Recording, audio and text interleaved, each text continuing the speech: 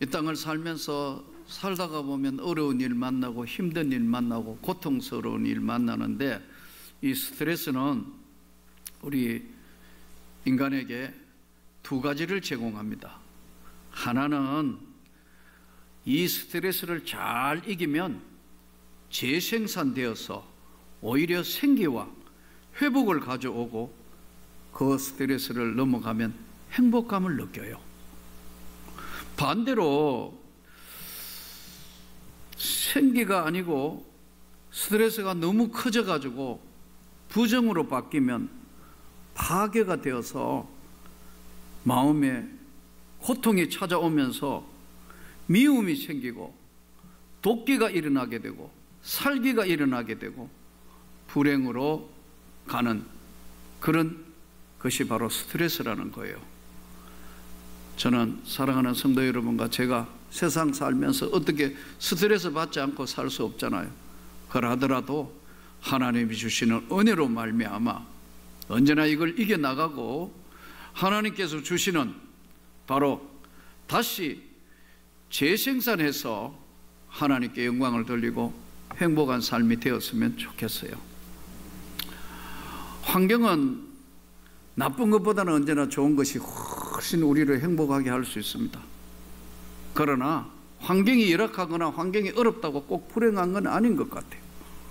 지난번에도 말씀드렸듯이 제가 다녀온 여러 나라 중에서 가장 힘들고 어려운 나라 중에 하나가 방글라데시였어요. 근데 그 사람도 많고 그렇게 열악한 환경인데, 그 사람들은 뭐 어디에 기준을 둔지 모르겠지만 그 사람들은 행복 지수가 세계 1등이에요. 반대로 또 제가 다녀온 나라 중에는 참 이런 데는 한번 가서 살아봤으면 좋겠다 한 것은 스위스였어요. 너무 아름다웠어요. 이야, 저절로 요돌성이 나올 수밖에 없고, 이야, 저렇게 푸른 잔디와 아름다운 산과 호수, 이야, 어떻게 저런 데 한번 살아봤으면 생각이 드는데, 아이러니하게 그 스위스가 세계 자살률 한동안은 거기가 1등이었어요. 인간의 삶이라는 것은 어떤 환경에 있는 것이 아니고, 내가 어떤 어려움을, 환경을 극복하고 하나님의 은혜에 붙들렸을 때 생기와 회복을 주시는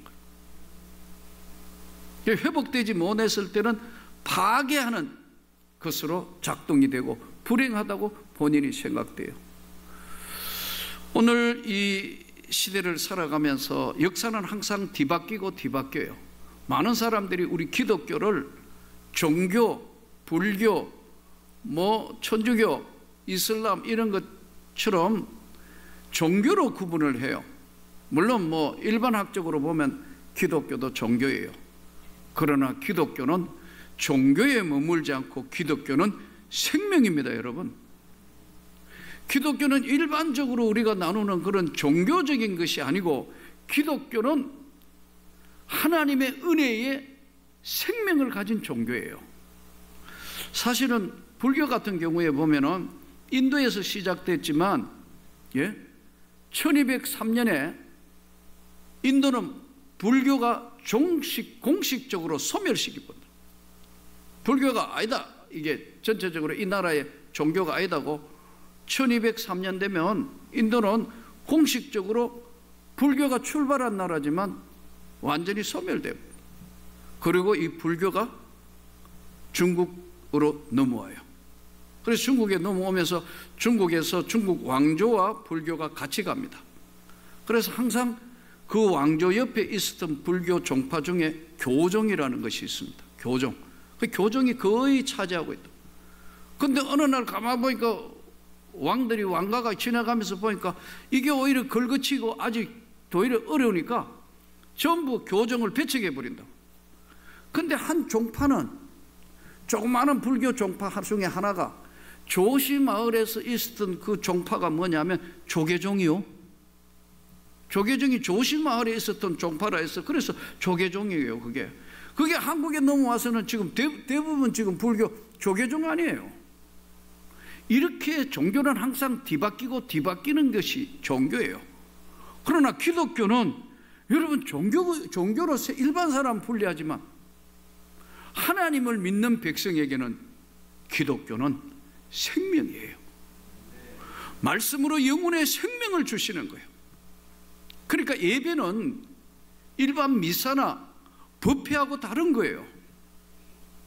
예배는 사회자도 하나님 앞에 서 있는 거예요.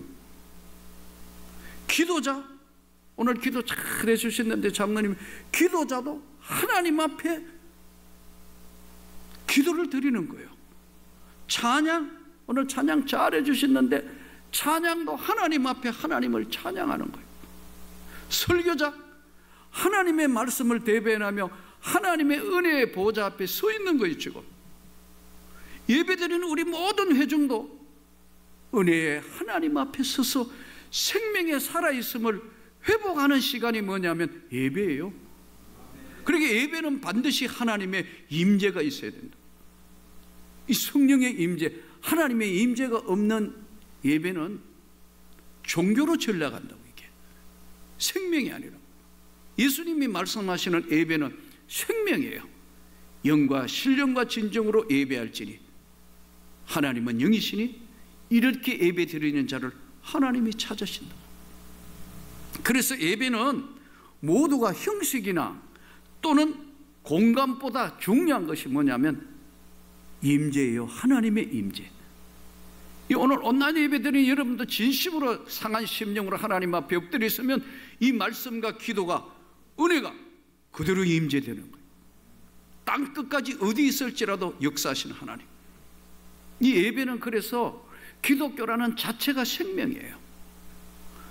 오늘의 예배는 살아있는 하나님 앞에 산 예배를 드리고 성령의 임재 앞에, 은혜의 보좌 앞에 우리가 예배 드릴 때마다 지나온 삶의 한 주간 알게 모르게 지었던 모든 죄 다시 팍 씻어주시고 그 하나님의 은혜 앞에 지금 회복해 하는 것이 바로 영적 예배예요. 오늘 이 본문은 예수님과 대제사장 장로님들이 당시의 장로님들과 같이 장로들과 지금 대화하는 장면으로 시작돼요. 예수님이 성전에서 뭘 다 가르치시니까 대제사장과 서기관들 그리고 특히 장로들이 뭘 이야기하느냐면 무슨 권위로 너가 이렇게 가르치냐, 성전에서 무슨 권위로. 또 두 번째 질문이 뭐냐면 누가 이런 권위를 가르치라고 하는 권위를 주었냐? 왕이 주었냐? 대제사장인 누가 주었냐? 누가 이런 권위를 가르칠 수 있는 권위를 누가 주었느냐? 무슨 권위를 받았느냐? 이렇게 질문을 해요. 이래서 예수님이 이렇게 대답해요. 내가 너희에게 한 가지 물어볼게. 요한이 지금 와서, 세례 요한이 와서 세례를 베푸는데 세례 요한이 세례 베푸는 거, 세례 요한이 요한의 세례가 어디서부터 왔냐? 하늘로부터냐? 사람으로부터냐? 이렇게 예수님이 다시 질문해요. 그러면 지금 질문을 받은 대제사장과 장로들이 하늘로부터 세례 요한의 세례는 하늘로부터 온 겁니다 이러면, 그러면 왜 당신들은 세례 안 받지? 이렇게 되는 거 아니에요. 하늘로부터 온, 하나님으로부터 하늘로부터 온 거면 당연히 세례 받아야 되잖아요. 대제사장은 안 받는 거예요. 장로들도 안 받는 거예요. 사람으로부터 온 거다? 사람이 임명해가 온 거다? 그러면 당시의 모든 백성들이 세례 요한은 하나님의 선지자로 다 굳게 믿고 있고 백성들은 다 세례를 받으니까, 예? 수많은 사람들이 세례 받으러 요단강으로 몰려오니까 사람으로부터입니다 하면 뭐 이런 게 다 있어서 돌 맞아 죽을 판이니까 분위기가 험악하니까 그들이 서로 의논하여 이르되 만일 하늘로부터라 하면 어찌하여 그를 믿지 아니하였느냐 할 것이요, 만일 사람으로부터라 하면 모든 사람이 요한을 선지자로 여기니 백성이 무섭다 하여 모르겠다. 우리가 알지 못한다. 이렇게 대답합니다. 이러자 예수님이 나도 무슨 권위로 이런 일을 하는지 너희에게 이르지 아니하리라. 이 권위가 어디서 받냐? 나도 너희에게 말하지 아니한다. 이때 예수님이 두 아들의 비유를 말씀합니다. 두 아들이 있는데 맏아들한테 가가지고 오늘 포도원에 가가 일해라. 포도원 하나님의 나라, 하나님의 세계, 하나님의 영광의 나라, 오늘 교회, 하나님의 일, 선교하는 일, 하나님의 모든 것들을 하고 있는 포도원에 가서 일을 해라. 그랬더니 첫째 아들은 갈게요 하더니 가지 아니하고 간다 해놓고 안 가버리더라는 거예요. 둘째 아들에게 가서 또 이와 같이 말하니 싫습니다. 나 안 가요. 난 하나님도 필요 없고 나는 뭐 아무것도 필요 없으니까 건드리지 마세요. 나는 싫습니다. 하더니 하였다가 그 후에 뉘우치고 갔으니, 그 후에 싫다고 하고 안 한다고 하더니 뉘우치고 갔더니 그 둘 중에 누가 아버지의 뜻대로 하였느냐? 예수님이 이렇게 물으니까 우리한테 묻는다면 우리 대변 어떻게 해야 되죠? 첫째 아들입니까? 갈게요 하고 안 간 사람이냐? 안 가요 못 가요 싫어요 하다가 뉘우치고 간 사람이냐? 누구냐? 이 대제사장과 장로님들한테 물었는데 사랑하는 성도 여러분 어때요? 누구예요? 첫째요? 둘째요? 똑같잖아요. 알고는 또 둘째 아들이니다. 그래? 그러니까 이렇게 이야기합니다. 예수께서 그들에게 이르시되 내가 진실로 너희에게 이르노니 세리와 세리들과 창녀들이 너희보다 먼저 하나님의 나라에 들어가리라. 요한이 의의 도로 너희에게 왔거늘 너희는 그를 믿지 아니했으며 세리와 창녀는 믿었으며 너희는 이것을 보고도 끝내 뉘우쳐 믿지 아니하였도다. 제가 서두에 말씀드렸죠. 예배는 하나님의 임재라고. 이 하나님의 임재가 없는 예배는 종교예요. 이 종교는 죽는 거예요. 생명이 없는 거는 아무것도 아니라 하나님 앞에 오늘도 우리가 상한 심령으로 그 하나님 앞에 은혜의 보좌 앞에 찬양했고 기도했고 말씀 지금 하나님 말씀을 대변하고 있고 사랑하는 성도 여러분 모두가 예배를 보는 게 아니에요. 예배를 하나님 앞에 드리는 거예요. 가장 지금 우리 한국교회 가장 큰 문제가 뭐냐 나에게 묻는다면 예배 보는 사람이 많아진 거예요. 하나님 앞에 예배를 간절히 드리는 거예요. 은혜의 보좌 앞에 담대히 나아가서 하나님 앞에 드리는 예배라는 거예요. 그러면 이 대제사장들과 장로들은 왜 이들이 이렇게 됐냐? 사람으로부터냐? 하나님으로부터냐? 물을 수밖에 없는 이유는 뭐냐면 처음에는 이 사람들도 하나님의 은혜라는 걸 알았어요.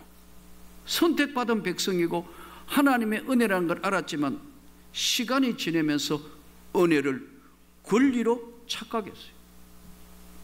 여러분 이런 사람 많아요. 하나님의 은혜는 십자가의 은혜는 오고 오는 세대에 하나님의 은혜로 구원을 받았는데 이게 시간이 지나니까 당연하다고 생각한다. 권리로 한다고.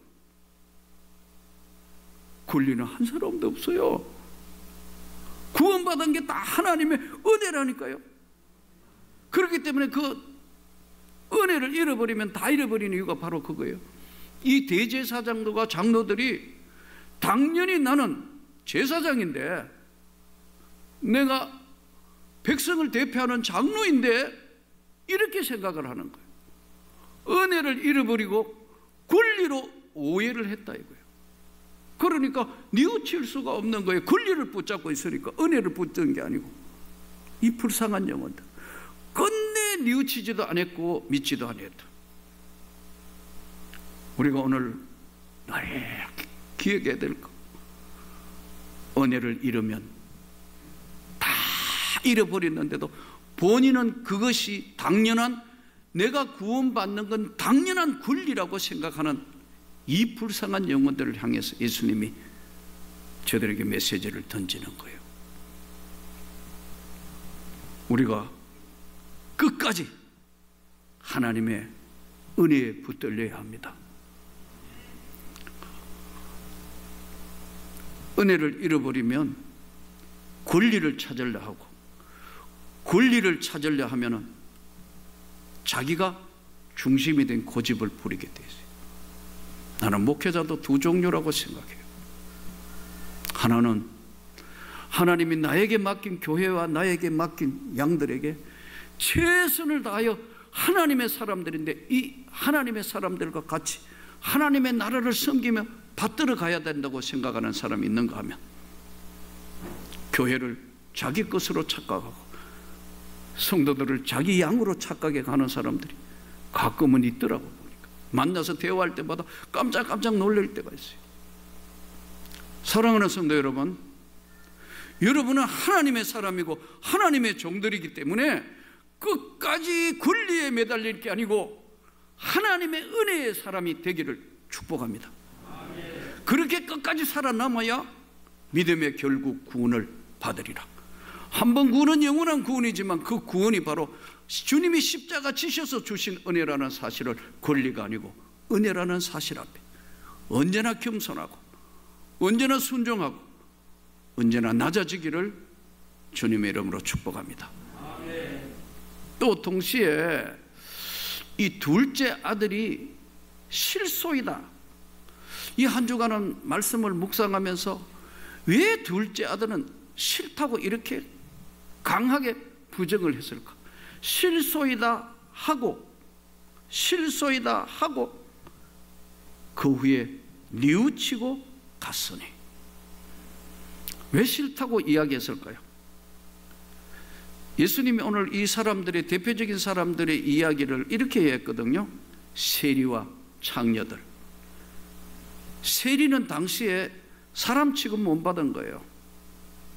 부정하는 사람의 대표적인 사람이 세리였다고. 예? 또 하나는 창녀는 윤리 도덕적으로 도저히 이거 용납이 안 되는 사람들이, 사람들한테 한마디로 사람 취급을 못 받는 이런 사람들.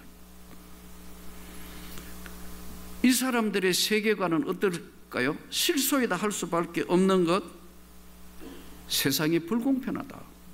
이 사람들의 세계관은 왜 악한 것들이 잘 되고 난 열심히 사는데도 이렇게 어렵고, 태어날 때부터 이렇게 신체적인 장애도 있고 여러 가지 환경이 너무 힘들고 어려워가지고 배운 것도 별로 없고 가진 것도 없고 뭐 이래도 안 되고 저래도 안 되고 다 다른 사람은 잘 됐다는데 나는 항상 고통스럽고 힘든데 도무지 불공평하다고 생각하고 있는 이 사람의 세계관에는 당연히 싫다는 것이 이해가 되어진다. 싫다.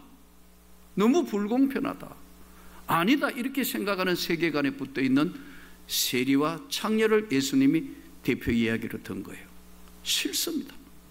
자기 생활이, 자기 자신도 자기 생활이 너무 싫다는 거예요. 실소이다. 내가 몸도 아프고 내가 남들 앞에 내세울 것도 없고 너무 고통스러운데 나한테 강요하지 마시오. 실소이다. 이 사람들의 또 세계 안으로 들어가 보면 자기 자신에 대한 열등의식이 너무나 많은 거예요. 제가 만나본 많은 사람들 중에 참 심적으로 고통받는 분들 보면 대부분 너무 심적으로 어려운 분들이 많아요. 여러분, 우리가 은혜 받은 것, 구원 받은 게 하나님의 은혜라면 이 모든 걸 다 이길 수 있어요. 실소이다 하다가 뉘우치고 바로 포도원으로 들어갔다. 끝내 뉘우치지 않고 실소이다 하다가 뉘우치고 돌아갔다. 이것은 오늘 우리를 향한 하나님의 메시지인 줄로 잘 깨달아서 우리 삶의 때로 어렵고 힘들고 어려도 지금처럼 이렇게 힘들고 어렵고 아무것도 안 되는 것 같은 이런 상황이라도 다시 한번 주님 앞에 은혜는 권리가 아니고 내게 주신 사랑이었다는 것.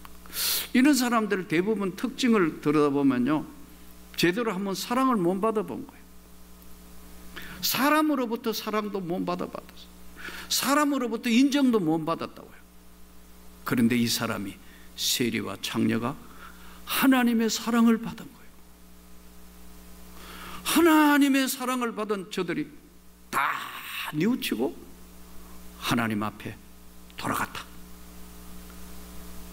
이것이 오늘 우리에게 주는 중요한 말씀인데, 무슨 권위로 이렇게 하냐? 사람이 임명한 권위장이 있어야 되고 사람이 인정해야 되고 사람이 뭐 해야 되는 이것만 바라보고 있던 저들에게 예수님께서 하늘로부터냐 땅으로부터냐 세례요한은 어디서 온 거냐, 그것을 설명하면서 우리 삶에 조금이라도 불편하고 힘들고 어렵더라도 이것이 오히려 여러분을 이렇게 세우고 새로운 삶으로 도전하고 하나님의 은혜를 입는 계기가 되기를 축복합니다. 저는 밤에 잠자리에 누워 들어가기 전에 어떨 때 기도할 때마다 이런 기도할 때 있습니다. 하나님, 더도 말고 덜도 말고 제가 이 명문교회 담임 목사로서 목회를 하는데 마지막 날 내 삶이 다 끝나고 주님 앞에 서는 그날 우리 교인들 다 주님 한 사람도 천국 땅 몸빨는 사람이 없게 해주십시오. 그게 내 기도 제목이 하나예요. 실컷 교회 생활 다 하고 난 뒤에 마지막 날 주님 앞에 섰을 때 교인이었는데 안 보이는 사람이 없도록 하나님 불쌍히 여기셔서 끝까지 신앙생활 잘하게 보호해 주십시오. 또 한 가지 기도의 제목은 어떨 때 늦은 밤에 기도하다가 침상으로 들어가기 전에 하나님, 내가 평생에 기도하던 사람들, 저들을 위하여 기도했던, 기도해 놓았던 기도하는 사람들, 그들도 한 사람도 천국 땅을 못 밟는 사람이 없게 해주십시오. 예수님 말씀이 오늘 하늘로부터냐 사람으로부터냐, 우리 예배는 하나님 앞에 살아있는 예배를 드리고 그 심령으로 회복되며 영적인 임재와 그 하늘나라의 은혜의 보좌 앞에 담대히 선다는 사실을 한시도 잊지 말고 어디에서나 무엇을 하든지 은혜의 보좌 앞에 나는 서서 오늘 또 거룩한 주일, 아니 어떤 예배를 드리더라도 하나님 앞에 드리는 예배라는 사실을 잘 깨달아서 생명의 예수 그리스도와 동행하는 여러분 되시기를 주의 이름으로 축복합니다.